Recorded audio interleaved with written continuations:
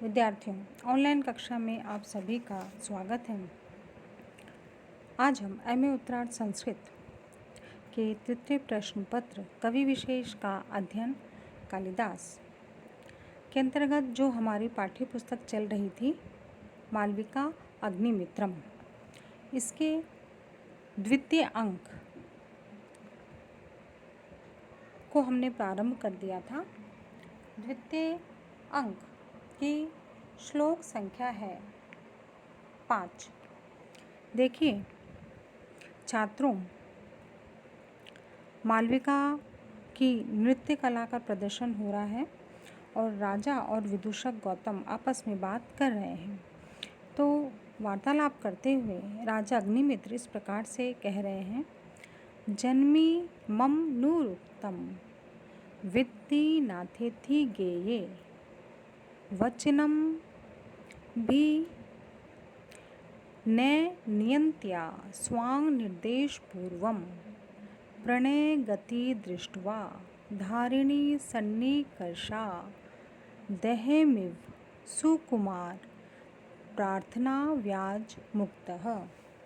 विद्यार्थियों, ये जो छंद है मालिनी छंद है। राजा इस प्रकार से कह रहा है कि मालविका जो नृत्य कर रही है उसका जो भाव है वो ही भाव राजा का भी है।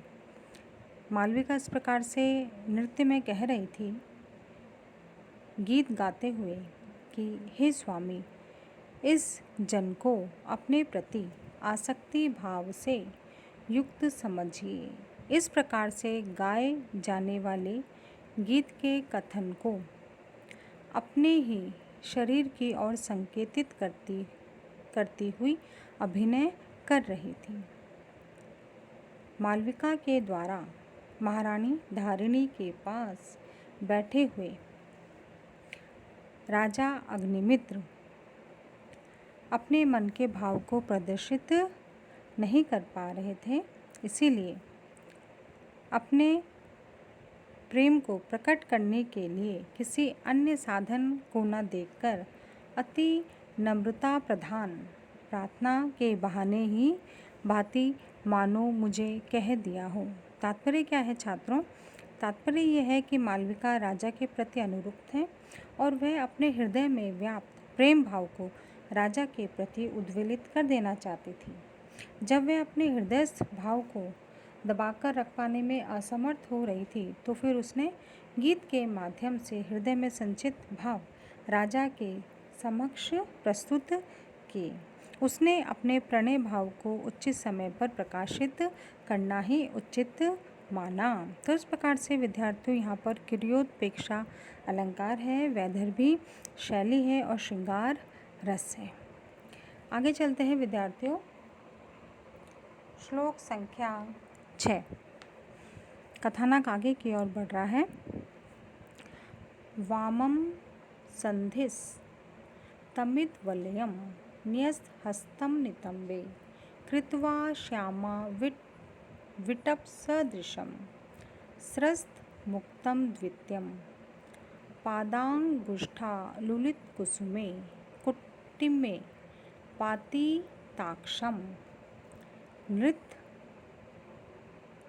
तादस्या स्थितं तितराम कांतम ऋज्या ऋज वाये तार्धम। विद्यार्थियों देखिए, गणदास और राजा अग्निमित्र के बीच वार्तालाप हो रहा है और तभी राजा अग्निमित्र मालविका के नृत्य की, उसके सौंदर्य की प्रशंसा करते हुए इस प्रकार से कह रहे हैं कि मालविका पूर्णतः, ये जो भाव व्यक्त हो रहा है इस श्लोक से कि मालविका पूर्णतः राजा के प्रति स्वयं को समर्पित कर चुकी है, वह मुग्धा नायिका है।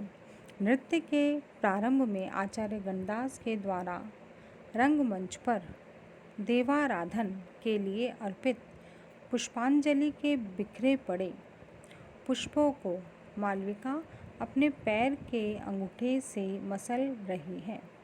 तो मालविका के सहज सरल स्वाभाविक प्रक्रिया प्रधान सौंदर्य राजा के ऊपर बहुत अधिक प्रभाव डाले हुए हैं, जिससे वे दोनों निश्चय ही एक दूसरे के प्रति समर्पित भाव संपन्न दिखाई देते हैं। तो विद्यार्थियों, यहाँ पर राजा अग्निमित्र मालविका की ओर अनुरक्त है और मालविका भी उसी प्रकार से राजा की ओर प्रेमासक्त है। तो प्रेमासक्ति एवं समर्पण की भावुकता है और इन सभी गुणों के कारण राजा स्वयं उसके प्रति अपने हृदय को पूर्व में ही हार चुका है। तो कहने का भाव ये है कि यहाँ पर श्रृंगार रस में मंदाक्रांता छंद में महाकवि कालिदास ने राजा अग्निमित्र और मालविका के बीच उत्पन्न प्रेम भाव को प्रकट किया है। अब हम चलते हैं अगले श्लोक की तरफ।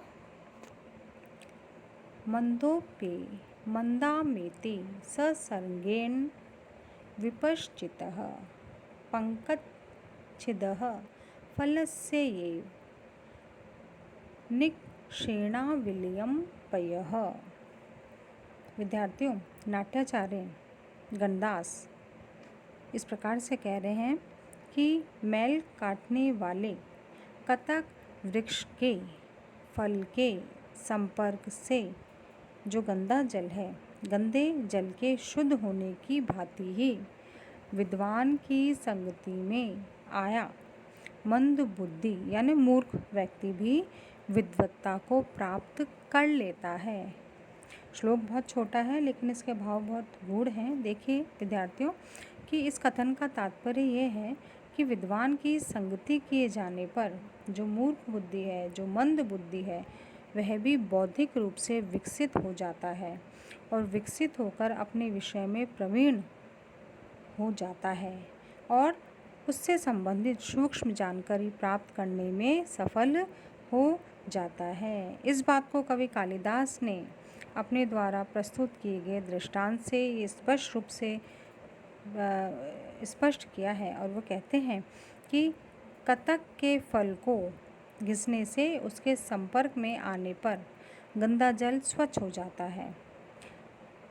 उसी प्रकार से नृत्य कला विषयक विद्वान गणदास भी यहाँ पर कह रहे हैं कि राजा नृत्य आदि ललित कलाओं के ज्ञाता हैं। तो राजा के साथ में गौतम रहता है। गौतम यानी राजा का परम मित्र विदूषक।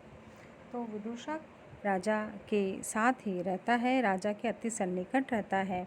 तो इस कारण से गौतम विदूषक भी उस कला में जानकारी प्राप्त कर लेगा और धीरे धीरे पारखियों में सर्वत्र प्रशंसा प्राप्त करने लगेगा। क्योंकि विद्यार्थियों संसर्गजा दोष गुणाः भवति। तो इस प्रकार से यहाँ संगति के महत्व को महाकवि कालिदास ने प्रकट किया है कि अच्छी संगति जो होती है वो बुरे को भी अच्छा बना लेती है और उसके जीवन को उच्चतम ऊंचाइयों की ओर ले जाती है। तो इस प्रकार से विद्यार्थियों यहाँ पर विद्वान की संगति की उपमा कतक वृक्ष के फल से यानी कीचड़ के मैल को काटने वाले फल से की जाने से यहाँ उपमा अलंकार सिद्ध होता है।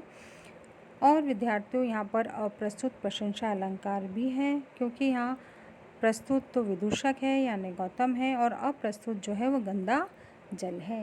पथ्यावत्र छंद का यहाँ महाकवि कालिदास ने प्रयोग किया है और इस श्लोक के माध्यम से महाकवि कालिदास ने घाघर में सागर भर लिया है। तो विद्यार्थियों इस प्रकार से आज की हमारी यह कक्षा यहीं समाप्त होती है। धन्यवाद।